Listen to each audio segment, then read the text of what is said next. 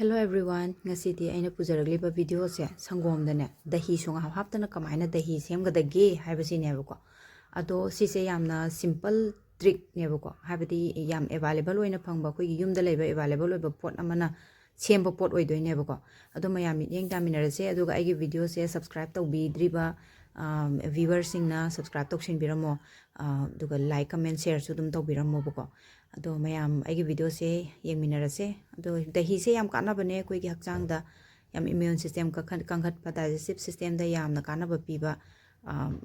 pochak makhala mane buko ado mayam sangom glass am lojare ado ga patra sida hijin birani ado dahi gi patra se adum any lowi bi ai ko ado non reactive oiba pot tadi khara adum prefer to biyo ko aduga koina morok ani lobirani morok atekpa se morok atekpa se smaina mayai da tangkhai tana kakhat pirani ko ado hek tabadati sangom dabu kamaina morok hapaga kamaina dahi semdoina hai wakhanda khalakane ko ado adum agi video se adum loiba phaw yeng biraga de dum mayamna dum yeng khangbi gane ko kamaina video se kamaina upload tawre ino haibado ado ai kanodi nate ko asengwani ai namjar aise ado smaina hapsin birani sangom sida morok ani adum yenguda sum dum kainomdi dum feel tawne ko aisu aham taba kanda smaina dum aisu ingonda isada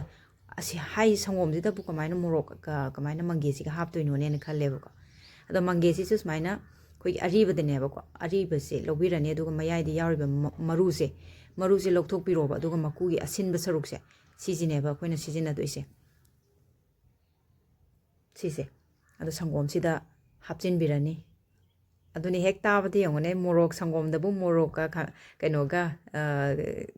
imli gi ngasai gi mangge gi maku siga hapaga kamaina dai dahi olaka doino habe gi wa khanje ai ju semna dum wa khande dum khan gi ba ai su sise ahan ba ai gi punsi gi ahan ba semba oi doine haba habadi amukta smaina sangom da dahi hapaga dahi dum semnare ko mayam adum compulsory sidi ngakta ne ba ado ahan ba ina semba pot oi doine ba ado si makhum khumjala set tora thamgre aduga next day gi evening da ina smaina open tora yengba kanda smaina phammaga lerame ba ado winter season da di third day da oina kai biyo ko second day da na ta ba ado ai asaba matam khoi gi summer season oi bani na third day sida summer chang e ko khoi si leiri sida de ado atai lam da di khoi manipur daga de dum yam ingi nong tari hairi ko ado hojik aina leiri mafam se de sabada loiri ma pan thok pangam de pungni pan bok tang di ngak tang khara adum ingam me ba weather se ado to sumaina ole ado lokthok pirani morok sine aduga mangge gi maku dune lokthok piraga sumaina pulapna yeng biro sain to dosi phajana okhai bi doini ko phajana okhai biraga hana ahan bagi olak pasidi phajaroi bako ado ondi oleba dahi je smai oleba ko aduga phajana okhai biraga koina baul ama da transfer tok doine ba aduga sigi pot se koi gi dahi gi patra se si je khali tok thok biro adum dahi di olabani ko se chini hapaga adum koi dum chabi yare cha ka tolaga thum kitang hapaga dum tolaga su yare adum isai sana pambi ba mong dum chabi ba yare si phai phatte dudi isa gi mot leija oi birani ko aduga si se koina patra se khali toraga khali oriba patra se hangi ba patra se sidai sida sangom koi gi boil toraga thamba koi gi chumna gi normal sangom je haijen biro ba mo aduga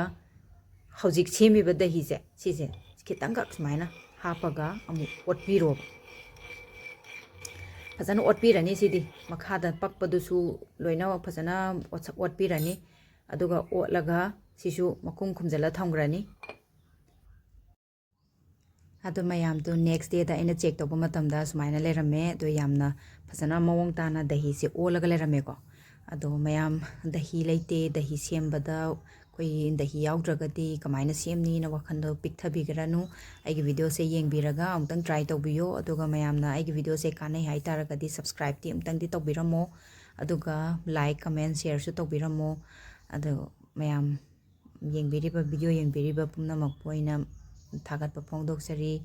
mathang da su amu no mayam pudana lakjage thank you